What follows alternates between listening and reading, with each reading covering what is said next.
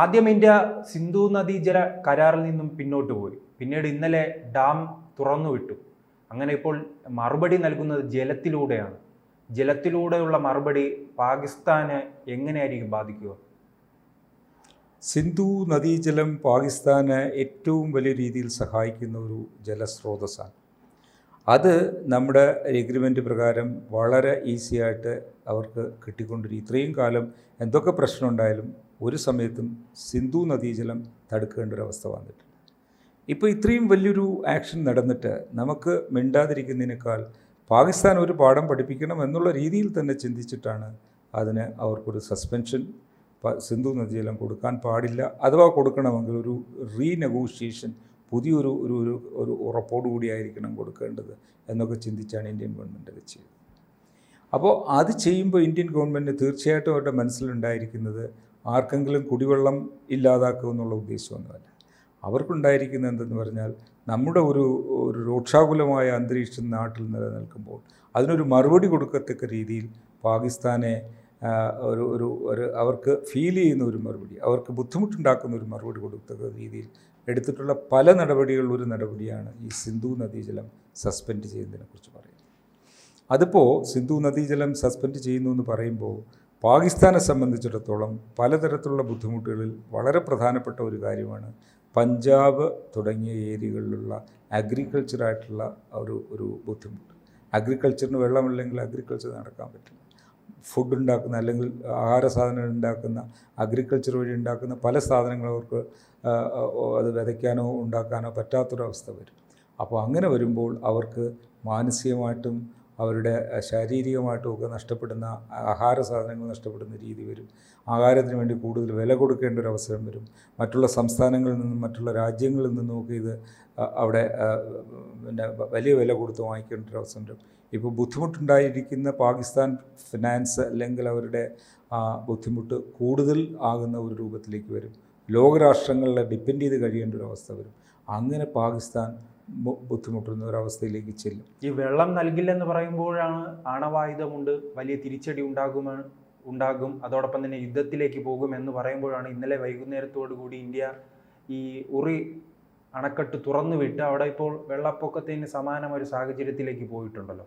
അതും മറ്റൊരു പ്രതിസന്ധിയല്ലേ? അങ്ങനെ പരമാവധി പാകിസ്ഥാനെ ബുദ്ധിമുട്ടിക്കുക എന്നതാണ് ഇപ്പോൾ ഇന്ത്യയുടെ ചിന്തയല്ലേ? ബുദ്ധിമുട്ടിക്കുക എന്ന് പറഞ്ഞാൽ അവരെ മാനസികമായിട്ട് മനസ്സിലാക്കിപ്പിക്കണം അവർ ചെയ്തത് തെറ്റാണ്, ആ തെറ്റിനി ആവർത്തിക്കാൻ പാടില്ല. പല സമയത്തും നമ്മൾ പലതരത്തിലുള്ള വാർണിങ്സൊക്കെ കൊടുത്തിട്ടുണ്ട്. ആ വാർണിങ്സിലൊന്നും നിൽക്കാതെ ഇപ്പോഴും നമ്മളെ ഉപദ്രവിക്കുന്ന അല്ലെങ്കിൽ ഉപദ്രവിക്കാൻ ആഗ്രഹിക്കുന്ന, നമ്മളെ ഡീസ്റ്റെബിലൈസ് ചെയ്യാൻ നമ്മുടെ ഒരു സംസ്ഥാനത്തിനെ വളർത്തിക്കൊണ്ടുവരാൻ ശ്രമിക്കുമ്പോൾ അവിടെ തന്നെ ബുദ്ധിമുട്ടുണ്ടാക്കി ഡീസ്റ്റെബിലൈസ് ചെയ്ത് അരാജകത്വം ഉണ്ടാക്കാൻ ശ്രമിക്കുന്ന, ബുദ്ധിമുട്ടുകൾ ഉണ്ടാക്കാൻ ശ്രമിക്കുന്ന, പട്ടിണി ഉണ്ടാക്കാൻ ശ്രമിക്കുന്ന ഒരു രാജ്യത്തിന് ഏത് രീതിയിൽ വേണം നമ്മൾ കാണാം. ആരും അവരെ ഉപദ്രവിക്കാനോ അല്ലെങ്കിൽ മര്യാദയ്ക്കൊക്കെ കഴിഞ്ഞു കഴിഞ്ഞാൽ നമ്മുടേതായിട്ടുള്ള രീതിയിൽ നമ്മുടെ സോവർണിറ്റി, നമ്മുടെ അന്തസ്സ്, നമുക്ക് നമ്മുടെ രാജ്യത്തിലെ ആൾക്കാരെ നോക്കാനുള്ള കഴിവ് ഒക്കെ ഉണ്ടായാൽ തീർച്ചയായിട്ടും അവരെ ആരും ഉപദ്രവിക്കാൻ ചെല്ലില്ല എന്നുള്ളതാണ്. അങ്ങനെ ഉപദ്രവിക്കഴിഞ്ഞാൽ തീർച്ചയായും നമ്മൾ ഉൾപ്പെട്ട മറ്റു രാഷ്ട്രങ്ങൾ അതിൽ ഇടപെടുമെന്നുള്ളതും സത്യമാണ്. അവരവരുടേതായിട്ടുള്ള നിലപാടെടുത്ത് അവരുടെ രാജ്യത്തെ നോക്കി അന്തസ്സായിട്ട് കഴിയുന്ന ഒരു രാഷ്ട്രമാണെങ്കിൽ തീർച്ചയായിട്ടും അവരെ ഉപദ്രവിക്കാൻ വെളിയിലൊരു രാജ്യം ചെന്നാൽ അവർ ആദ്യം സപ്പോർട്ട് ചെയ്യുന്നത് നമ്മളായിരിക്കും. അതാണല്ലോ നമ്മുടെ ഒരു ചിന്താഗതി വന്നിരിക്കുന്നത് എല്ലായിടത്തും. ഇപ്പോൾ ശ്രീലങ്കയിൽ എടുത്താൽ തന്നെ മറ്റു പല രാജ്യങ്ങളെടുത്താൽ തന്നെ നമ്മൾ അവരെയൊക്കെ സപ്പോർട്ട് ചെയ്തല്ലേ ഇപ്പം നിൽക്കുന്നത്. എന്തുകൊണ്ടാണ് നമ്മുടെ ഇമ്മീഡിയറ്റ് ആയിട്ടുള്ള നൈബേഴ്സ് ഒരിക്കലും ബുദ്ധിമുട്ടരുത് എന്ന് ആഗ്രഹിക്കുന്നവരാണ്. പക്ഷെ പാകിസ്ഥാൻ ആ ഭാഷ മനസ്സിലാകുന്നില്ല എന്നുള്ള രീതിയിൽ പലപ്പോഴും അത് അവർ ശ്രമിച്ചുകൊണ്ടിരിക്കുകയാണ്. അപ്പോൾ അവരെ ആ ഭാഷ പഠിപ്പിക്കണ്ടേ എന്ന് നമ്മൾ ആലോചിക്കുന്ന തെറ്റുണ്ടോ എന്നാണ് നമ്മൾ ചിന്തിക്കുന്നത്. ഇന്ത്യ ഇത്തരം പ്രവൃത്തികൾ ചെയ്യുമ്പോഴും പാകിസ്ഥാൻ്റെ പ്രസ്താവനകൾ മാത്രമാണ് വരുന്നത്. പക്ഷെ അതിൽ ഇന്നും റെയിൽവേ മന്ത്രിയുടെ ഒരു പ്രസ്താവന ഉണ്ട്, ഞങ്ങളുടെ കയ്യിൽ 130-ലധികം ആണവായുധങ്ങൾ ഉണ്ടെന്നാണ്. ആ ആണവായുധം വെച്ചാണ് ഇപ്പോഴുള്ള ഭീഷണി. അത് ഇന്ത്യ കാര്യമായി എടുക്കുമോ? ഞാനിത് പറയുമ്പോൾ നമ്മളിത് പറയാത്തത് കൊണ്ട് അതെല്ലാം ശരിയാകണോ അല്ലെങ്കിൽ നമ്മുടെ അടുത്തതില്ല എന്നുള്ളതല്ല അർത്ഥം. ആണവായുധങ്ങൾ പാകിസ്ഥാൻ ഒന്നരൻ്റെ 4 ഇരട്ടി ആണവായുധങ്ങൾ കഴിവുള്ള ഒരു കൺട്രിയാണ് നമ്മൾ എന്നുള്ളത് മനസ്സിലാക്കുന്നില്ല. പക്ഷെ നമ്മൾ ആ ഭാഷ സംസാരിക്കുന്നില്ല. നമ്മുടെ കയ്യിലുണ്ട് എന്നുള്ളത് പാകിസ്ഥാനും അറിയാം, മറ്റ് പല കൺട്രീസിനും അറിയാം. നമ്മൾ ഇതൊക്കെ ട്രയൽ ചെയ്ത് പലതരത്തിലുള്ള വെപ്പൺസ് ഉണ്ടാക്കി, പലതരത്തിലുള്ള അതിൻ്റെ ലോഞ്ച് ചെയ്യുന്ന സാധനങ്ങൾ ഉണ്ടാക്കി, ഇന്ത്യനൈസ്ഡ് ആയിട്ടുള്ള വെപ്പൺസ് വരെ തയ്യാറാക്കി, അതിനുള്ള എയർക്രാഫ്റ്റ് വരെ ഉണ്ടാക്കി, എല്ലാം റെഡിയായിരിക്കുന്നുണ്ട്. ഒരു അവസരമാണ് നമുക്കുള്ളത്. വെറുതെ പറഞ്ഞിട്ട് കാര്യമില്ല. പാകിസ്ഥാൻ അത് ചെയ്താൽ അതിൻ്റെ 4 ഇരട്ടി ചെയ്യാൻ ഇന്ത്യക്ക് സാധിക്കും. ഇന്ന് ഇന്ത്യയുടെ ബേസിൽ നിന്ന് തന്നെ പാകിസ്ഥാൻ്റെ വളരെ ഡീപ്പായിട്ടുള്ള ഒരു ടാർഗറ്റിനെയും ഉപദ്രവിക്കാനോ അല്ലെങ്കിൽ ടാർഗറ്റിനെ പിന്നെ നമ്മൾ ഫയർ ചെയ്ത് നശിപ്പിക്കാനോ ഒക്കെ സാധിക്കുന്ന എക്യുപ്മെൻറ്റ്സ് നമ്മളെ കയ്യിലുണ്ടെന്നുള്ള സത്യം പാകിസ്ഥാൻ അറിയാവുന്നതാണ്, മറ്റ് പല കൺട്രീസിനും അറിയാവുന്നതാണ്. അപ്പോൾ ഞാനീ പറയുമ്പോൾ അതിലേക്കാണ് ഞാൻ വരുന്നത്. ഇതൊരു ഒരു കാര്യമെന്ന് പറഞ്ഞാൽ എന്ത് ചെയ്താലും പാകിസ്ഥാൻ ആദ്യം പറയുന്നത് എന്താ? എൻ്റെ കയ്യിൽ അണുവായുധമുണ്ട്, എൻ്റെ കയ്യിൽ ഇതുണ്ട്, അതുണ്ട്. ഞാൻ പറയുന്നത് നമ്മുടെ നാട്ടിൽ ഒരു സമൂഹം ഒരു സംഘടനയെ എടുത്താലും ഒരു കഴിവില്ലാത്ത സംഘടനയും വേറൊരു സംഘടനയെ പേടിപ്പെടുത്തുന്നതിന് വേണ്ടി അവരെ അകത്തോട്ട് വരാതിരിപ്പിക്കുന്നതിന് ആദ്യം അവർ പെരുപ്പിച്ച് കുറേ കാര്യങ്ങൾ പറയുകയാണ് അവർ ചെയ്യുന്നത്. ഞങ്ങളെടുത്തതുണ്ട്, ഞങ്ങളത് വന്നാൽ ശരിയാവില്ല. പക്ഷേ ഇത് പറയുമ്പോഴും അവരുടെ മനസ്സിലുള്ളത് വന്നാൽ നമുക്ക് രക്ഷയില്ലാതാകും എന്നുള്ളത് തന്നെയാണ്.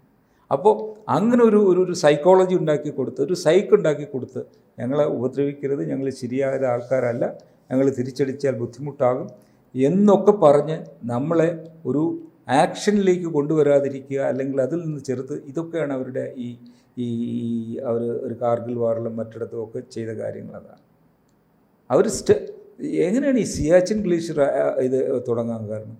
അവിടെയും പാകിസ്ഥാൻ ഒരു നോമാൻസ് ലാൻഡിൽ ആരും അറിയാതെ രഹസ്യമായിട്ട് കയറി ഇരിക്കാൻ ശ്രമിച്ചതാണല്ലോ സിയാച്ചിൻ്റെ പ്രശ്നം. പിന്നെ അവരെ അവിടെ നിന്ന് ഇറക്കി വിടാൻ ശ്രമിച്ചതാണ് ഇന്ത്യ. ഇറക്കി വിട്ടിട്ട് പിന്നെ നമുക്ക് പെർമനൻ്റ് ഒക്കെ ഓക്യുപ്പൈ ചെയ്യേണ്ട ഒരു അവസരം ഉണ്ടായി. അതിപ്പോഴും നമ്മൾ ഓക്യുപ്പൈ ചെയ്തുകൊണ്ടിരിക്കുന്നു. എന്തുകൊണ്ട്? പാകിസ്ഥാൻ ഇനി അവിടെ വരരുതേ എന്നുള്ളൊരു എത്ര കോടി രൂപയാണ് നമ്മൾ ഒരു ദിവസവും അവിടെ മുടക്കി അവരെ മെയിൻറ്റെയിൻ ചെയ്യാൻ വേണ്ടി മുടക്കി. അത് അത്രയും സഹിച്ച് നമ്മളവിടെ ഇരിക്കുന്നെങ്കിൽ നമുക്കൊരു ഉദ്ദേശമുണ്ട്. പാകിസ്ഥാൻ ആ ഏരിയയിൽ വരാൻ പാടില്ല. അവർ നമ്മളെ ചതിച്ചുകൊണ്ടാണ് അവിടെ വന്നത് ഒരു ടീമായിട്ട്. അത് നമുക്ക് മനസ്സിലാക്കാനുള്ള ഒരു അവസരം ഉണ്ടായി. അങ്ങനെയാണ് നമ്മളവിടെ പോയി. അതേപോലെ പാകിസ്ഥാൻ എവിടെയെങ്കിലും ഒരു സ്റ്റെൽത്തായിട്ട് എന്തെങ്കിലും ചെയ്യാൻ സാധിക്കുമെങ്കിൽ അവരത് ചെയ്യും. അത് ചെയ്തതിന് ശേഷം ഞങ്ങളിതൊന്നും ചെയ്തിട്ടില്ല, ഞങ്ങൾ ആളല്ല, അതൊക്കെ വേറെ ആൾക്കാരാണെന്ന് പറയുകയും ചെയ്യും. അതേസമയത്ത് പേടിച്ചിട്ട് ഞങ്ങൾക്ക് ആണവായുധമുണ്ട്, ഞങ്ങൾക്ക് അതുകൊണ്ട് ഞങ്ങളെ ഉപദ്രവിക്കാൻ വരരുത്, ഇതൊക്കെ ലോകരാഷ്ട്രങ്ങൾ മുമ്പിൽ അവർ പറഞ്ഞുകൊണ്ടേയിരിക്കും. അത് ലോകരാഷ്ട്രങ്ങളുടെ സിമ്പതി കിട്ടാനും അതേസമയം ഇന്ത്യ ഒരു ഡീമോട്ടിവേറ്റായിട്ട് അവർ മൊറാൽ ആയിട്ട് വന്ന് എന്തെങ്കിലും നമ്മൾ ഉപദ്രവിക്കാതിരിക്കുന്നതിനുമൊക്കെ ഉള്ള ഒരു സിറ്റുവേഷൻ ക്രിയേറ്റ് ചെയ്യണം അവർ ചെയ്യുന്നത്. അതൊരു വലിയ കാര്യമായിട്ടൊന്നും നമ്മൾ കാണേണ്ട കാര്യമില്ല. അതറിയാവുന്ന ആൾക്കാർക്ക് അത് വളരെ ഭംഗിയായിട്ട് അറിയാം. ഇന്ത്യക്ക് അത് ഉപയോഗിക്കാമെങ്കിൽ എത്ര ഭംഗിയായിട്ട് ഉപയോഗിക്കാമായിരുന്നു. ഇപ്പോൾ ലോകരാഷ്ട്രങ്ങളിടയ്ക്ക് എത്രയോ സ്ഥലങ്ങളിൽ റഷ്യയും ഉക്രൈനുമായിട്ടൊക്കെ നടക്കുന്ന അവിടെ ഒന്നും അവരിതൊന്നും ഉപയോഗിച്ചിട്ടില്ലല്ലോ. എല്ലാവരുടെ കയ്യിൽ, അവർ രണ്ടുപേരുടെ കയ്യിൽ ഇതൊക്കെ ഉണ്ടല്ലോ. കാരണം എല്ലാവർക്കും അറിയാം അതിൻ്റെ പ്രത്യാഘാതങ്ങൾ എന്താണ്. അങ്ങനൊരു ആണവായുധം ഉപയോഗിച്ച് കഴിഞ്ഞാൽ ഇത് അറ്റ്മോസ്ഫിയറിലുള്ള പ്രശ്നങ്ങളാണ്. പിന്നെ ജനിക്കുന്ന കുട്ടികളുടെ സ്ഥിതി എന്തായിരിക്കും? അത് ഒരിടത്ത് പിടിച്ചു നിർത്തുക. അവിടെ ഒരു ബോർഡർ ഇല്ലല്ലോ അറ്റ്മോസ്ഫിയറിന്. അത് രണ്ട് സൈഡിലും ഉണ്ടാകാവുന്ന പ്രശ്നങ്ങൾ. അപ്പോൾ അങ്ങനെയൊക്കെ ഒരു പോപ്പുലേഷൻ കണ്ണു അടച്ച് നശിപ്പിക്കാനോ അല്ലെങ്കിൽ അടുത്തൊരു പോപ്പുലേഷനെ നശിപ്പിക്കാനുള്ള അധികാരമൊന്നും ഇപ്പോഴത്തെ പോപ്പുലേഷൻ ആരും കൊടുത്തിട്ടില്ല. പിന്നെ അങ്ങനെയൊക്കെ ചെയ്യുകയാണെങ്കിൽ നീചത്വമായിട്ടുള്ള കാര്യങ്ങളാണ്. പക്ഷേ ഇനി ഒരു ടാക്ടിക്കൽ ലെവലിൽ അതൊക്കെ ചെയ്യേണ്ടി വന്നാൽ ഇന്ത്യ ഒരിക്കലും പുറകോട്ട് പോകില്ല എന്നാണ് എൻ്റെ വിശ്വാസം. കൂടുതൽ വാർത്തകളും വിശേഷങ്ങളും നിങ്ങളിലേക്ക് എത്താൻ ABC മലയാളം സബ്സ്ക്രൈബ് ചെയ്യുക, ബെൽ ബട്ടണും അമർത്തുക.